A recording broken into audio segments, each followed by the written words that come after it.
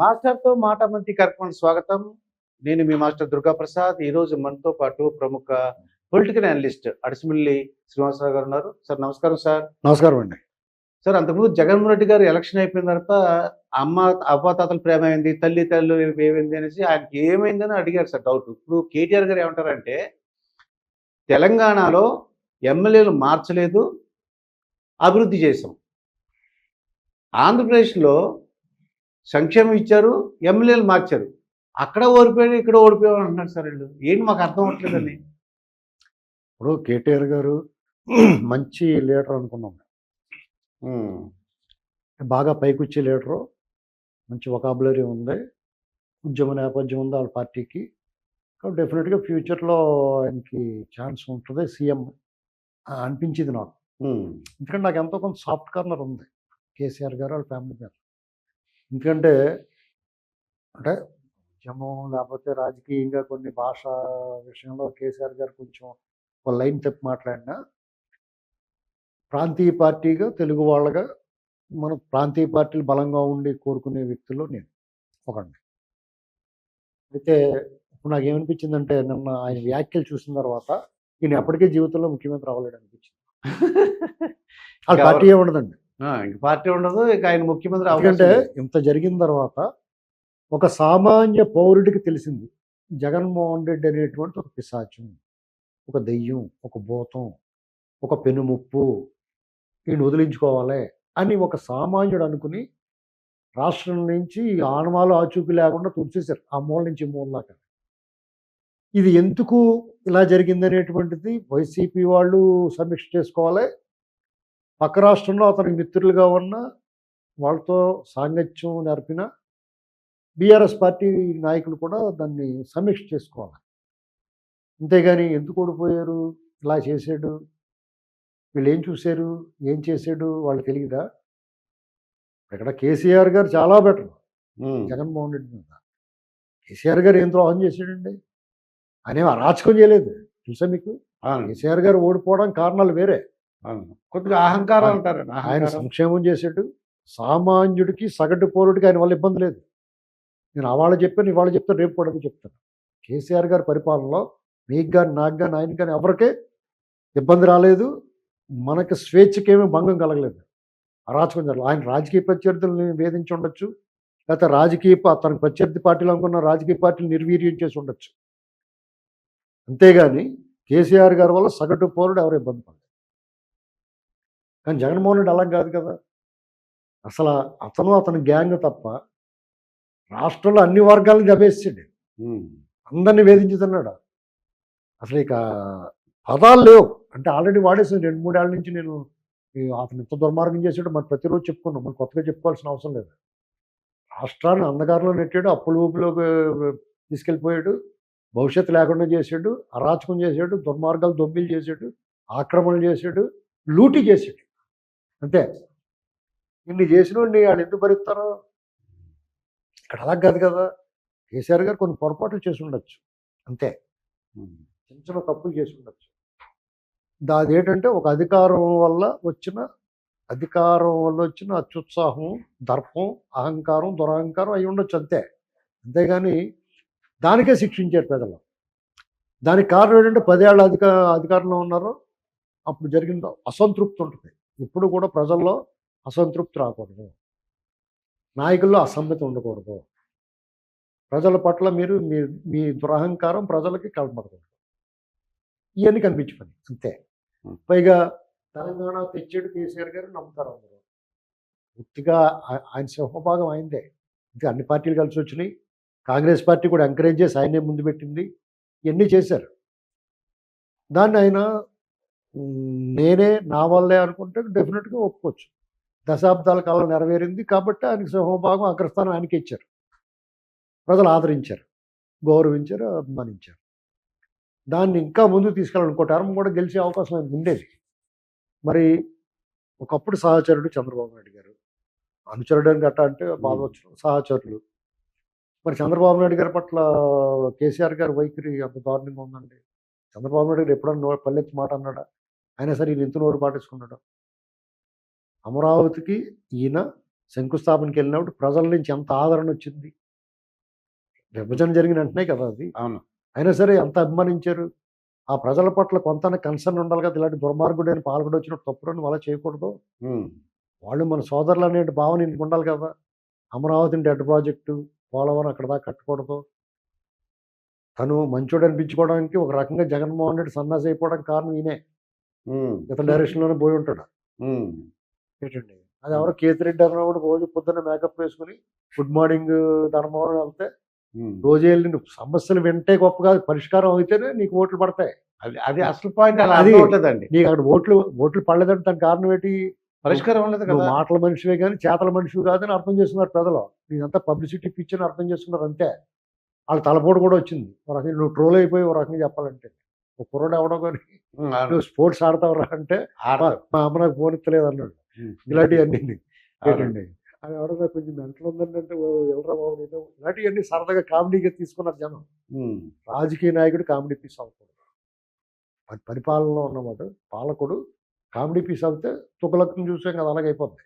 ఉమ్, పైగా కేటీఆర్ గారు చంద్రబాబు నాయుడు గారు అరెస్ట్ అయినప్పుడు నవ్వు వచ్చిందన్నాడు. అది ఎంత ప్రమాదమైందో చూసారా. ఉమ్, ఇప్పుడు తెలంగాణలో నాకు వ్యక్తిగతంగా కేసీఆర్ గారు అంటే ఇష్టం. నేను భావజాలం ఏమైనా కేసీఆర్ గారి పార్టీ గెలవాలని కోరుకునే మనిషిని నేను. కానీ వాస్తవ పరిస్థితుల్లో కాంగ్రెస్ గెలుస్తుందని నాకు తెలిసి నేను అదే చెప్పేవాడిని. కాంగ్రెస్ గెలుస్తుంది కానీ కేసీఆర్ గారి వల్ల నష్టం జరగకపోయినా కాంగ్రెస్ గెలుస్తుందని చెప్పుకోండి. అందరికన్నా ముందు ఆ పార్టీ నాయకులకే నమ్మకం లేని రోజుల్లో చెప్పాను నేను.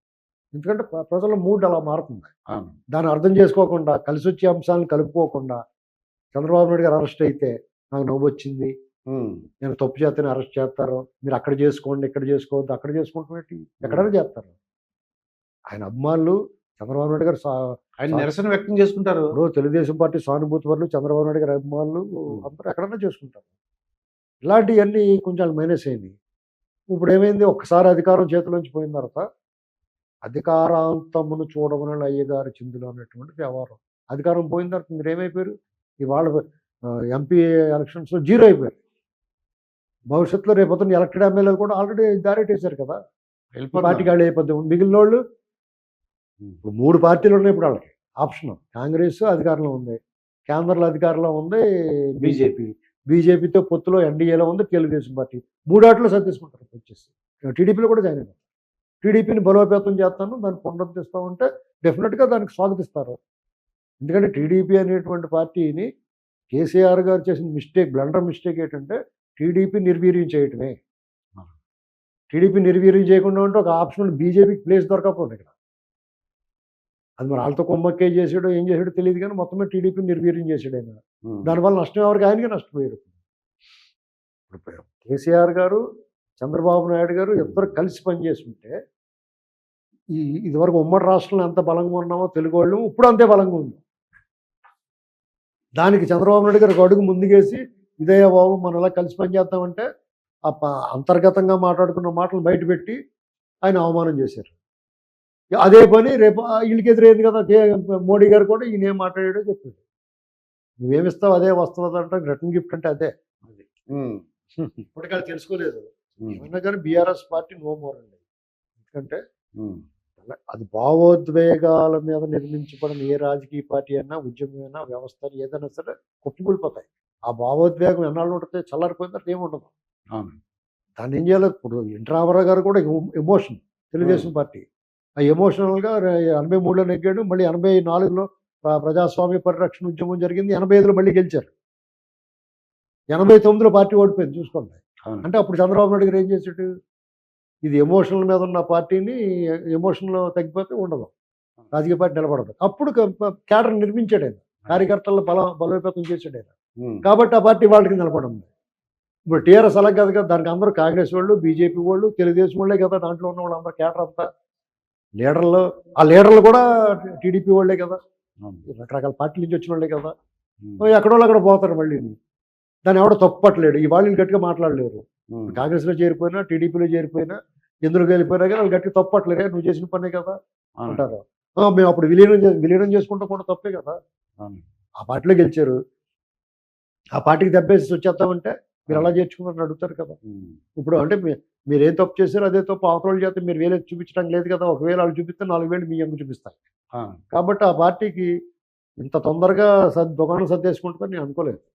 కానీ బలమైన పార్టీ, ప్రాంతీయ పార్టీ ఉండాలి. ఎందుకంటే మన దక్షిణాదిని, మన ఉనికిని కాపాడుకోవాలంటే, ఉమ్, మన జాతి గౌరవం, తెలుగు జాతి గౌరవం కాపాడబడాలంటే ప్రాంతీయ పార్టీలు బలంగా ఉండాలి.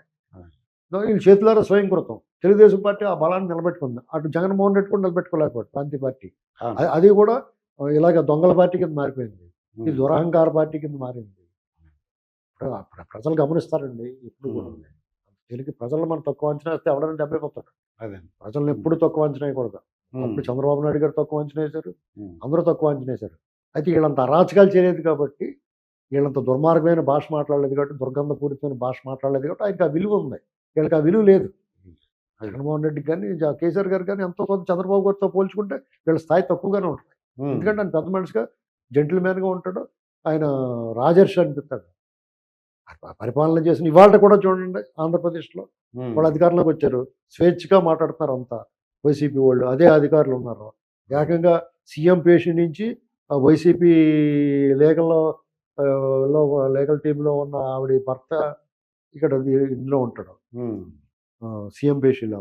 అక్కడ అక్కడ పెద్దిరెడ్డికి పనిచేసిన లాయర్కి వీళ్ళు లెటర్లు ఇస్తారు.